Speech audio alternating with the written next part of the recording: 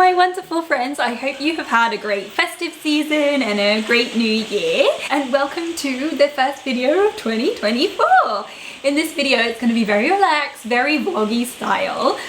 But we're going to be talking about some of the things that we want to see left behind in 2023 related to disabilities. So stick around for that. Also, I thought I would show you a few things that I got for Christmas that are kind of disability related that I think you might be interested to know about.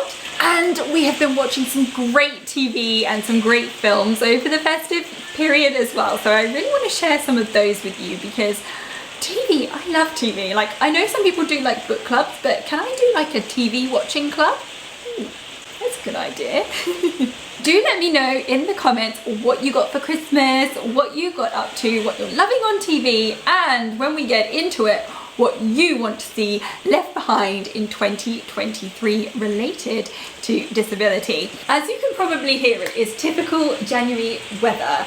And it has just rained and rained and rained all day today. And I've been trying to like pick the best time to film because you can hear the rain beating down on the conservatory roof. But hopefully it's not going to disrupt your viewing pleasure too much. But let me show you some of the things I got for Christmas. So first of all, I got this beautiful necklace from Shaun and Daisy, an evil eye, to kind of like protect me and guide me. In my stocking, I got this measuring jug. It's got all of the measuring increments. So when you're pouring things in, you don't have to like get down to it, be precarious or unstable. This was my old measuring jug. And as soon as you put something hot in there, the steams up all of the numbers and you can hardly see them. Also, as you know, I am dyslexic as well, so numbers aren't my strong point. So anyone who struggles with those kind of things, this could be the jug for you. And let me show you something else I got. Come into my office. Can you guess what that is? It's a charging plate for your phone, so you don't have to worry about plugging your phone in. So cool. I absolutely love it. It's kind of magnetic. I think it's from the iPhone 11 upwards can use them. Don't quote me on that. My mum got one of those charging plates in her kitchen and I was just like, oh my god, I have to have one of those. They're just so easy and so convenient, and I thought you might be interested to know because if any of you struggle, you know, with your fingers and plugging things in and pulling things out, if you've got any weaknesses there in your hands, how good is that? You just lay your phone on and off it charges. I may be really late to the party with this one, but I love it. Hot water bottle. I use my hot water bottle all the time, every day, for aches and pains, warming up my absolutely icicle frozen feet.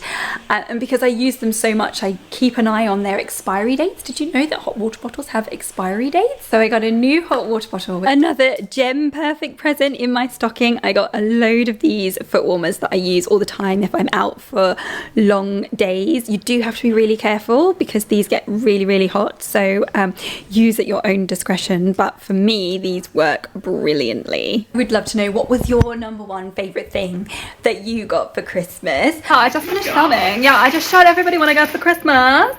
What was, Shaun, what was your favourite thing that you got for Christmas? Favourite thing I got for Christmas was, I don't know, Arnold Schwarzenegger. What did I get? New undies? I don't know. What did I get? I got something that was really good. Hoodie? Stable table? Oh, oh, yeah.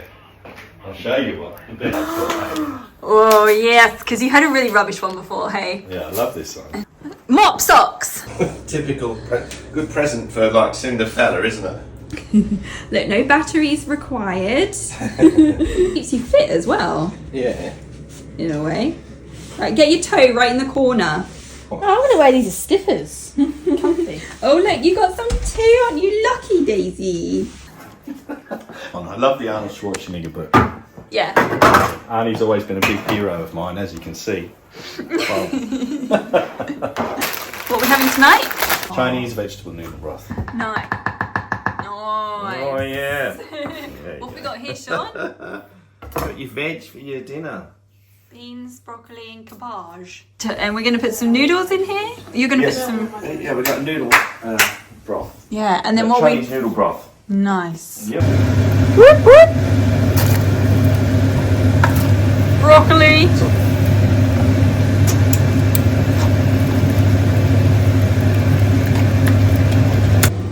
The noodles go in the bowl. Yes. Cooked noodles, obviously. They're already cooked. And then the hot broth goes in.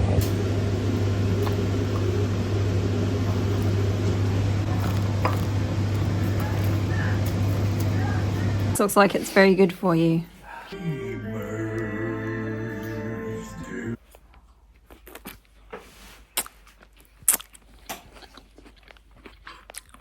It's quite spicy, isn't it? Yummy. It's yummy. It is. It's got a kick. Good morning, my wonderful friends. The rain has stopped for a brief moment, and actually the sun is out for a little bit, but then there's rain coming in and we're gonna get hammered later. Daisy is at school, Shaun is at work, and I feel like this is the first time I've been on my own in the house for ages. I am going to clean the kitchen, feed the dog, feed myself. Have this feeling, haven't felt for so long. Took a hold on me and won't let go. I've been sleeping, caught me off my guard. Cause you're in my space and now I'm so. Pull me towards you and I cannot fight it. My head's underwater, I try to disguise it. Want you to hold me, though we haven't spoken. I need that something to get me to open. But you are only a shot away.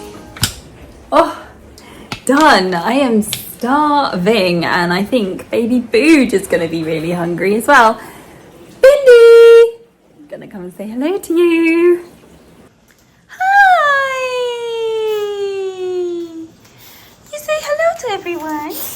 Oh, listen to the snuffles. You can hear little snuffles. What we got?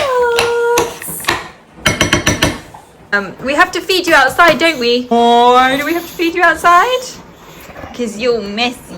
You're messy. Alright, let's go. Good girl. Good girl. Oh, it's cold. You want food. She always wants food. There's your lovely face. She's not eating right. Make some breakfast for me. Oh!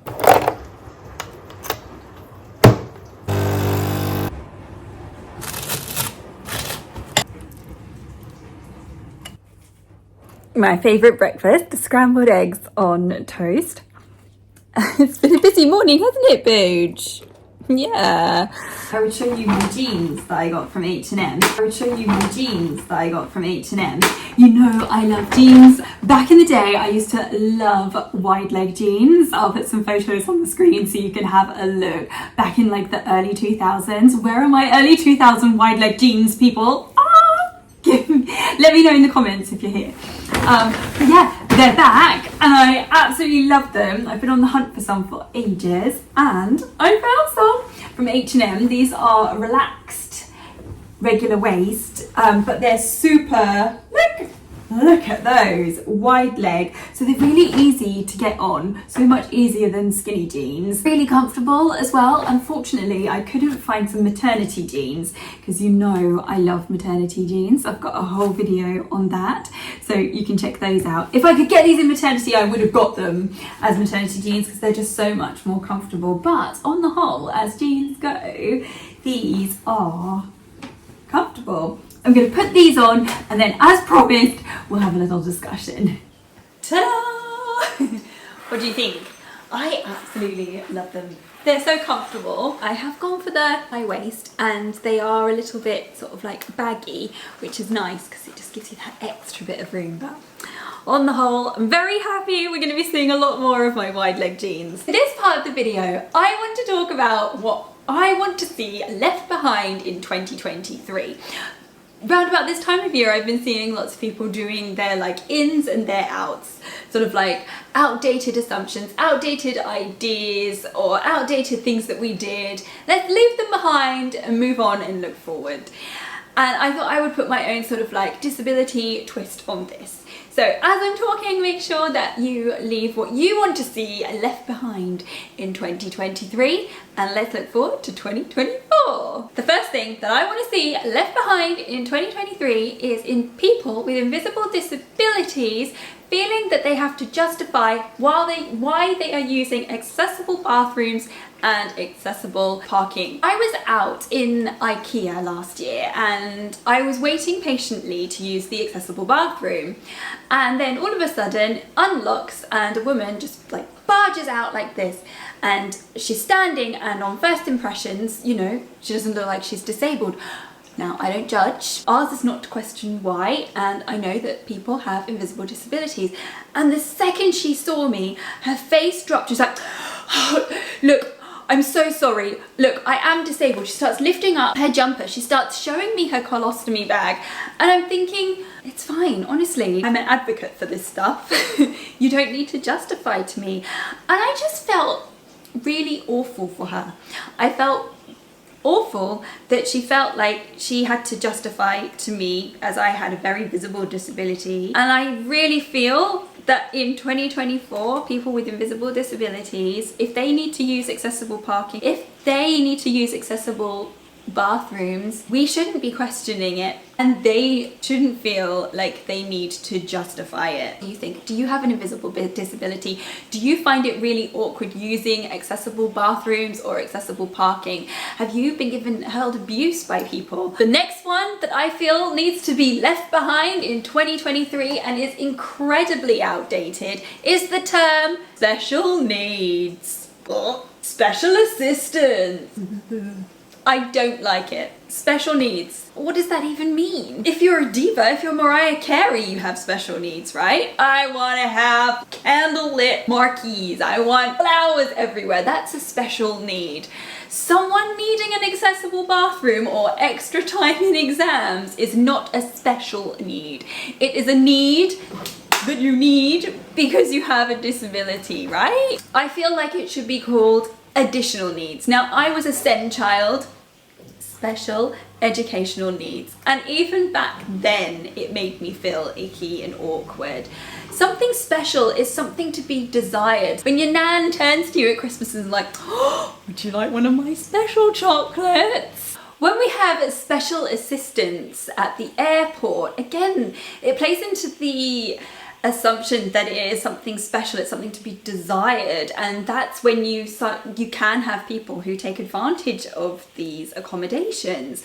I feel like it should be, we're referring to special needs, it should be additional needs or needs for disabled people or disabled person needs, whichever way you want to word it. Or in the airport lounges, disability assistance for people with disabilities, and then it may or may not be abused so much, which has really made my blood boil in the past. That's what I feel should be left in 2023. Okay, let's leave behind disabled people being told to be quiet when we're speaking up about issues.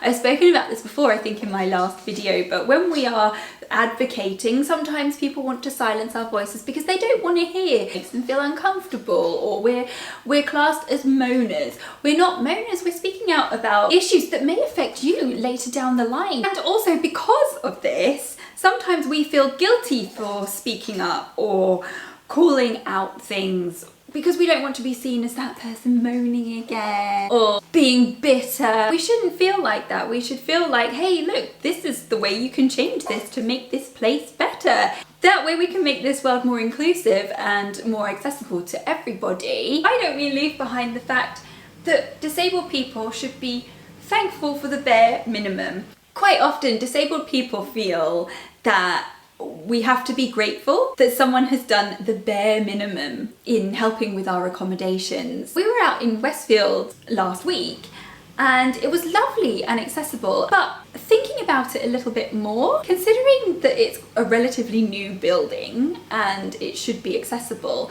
there were so many things that just felt really inaccessible. First of all, I think there was only one changing places toilet available. There were lots of accessible toilets, which was great, but they were relatively small. I mean, I'm quite small and compact in my chair and I found them quite tight. But for people in power chairs, or even if I have my Batek, it would be a real squeeze and really, really difficult. Another thing was the shops were so inaccessible. We went into Abercrombie and Fitch and I had to take some footage, but I don't know if you can see from this, but everything was so high up. I couldn't reach anything. I couldn't see anything. It was really, really difficult to navigate, and I felt so disabled in that moment and so unwanted. I didn't want to spend my money in there. Do you know what I mean? And again, we went into Sephora. I couldn't access the tills there. They were so high. Daisy had to do them for me. When I bought my jeans, I used a self-service till. And again, I couldn't see the screen. It was really, really difficult. And these self-service tills are becoming more and more popular. Relatively new thing that's integrated into stores. There should be an accessible option, and I have seen accessible self-service tills. It can be done. It upsets me.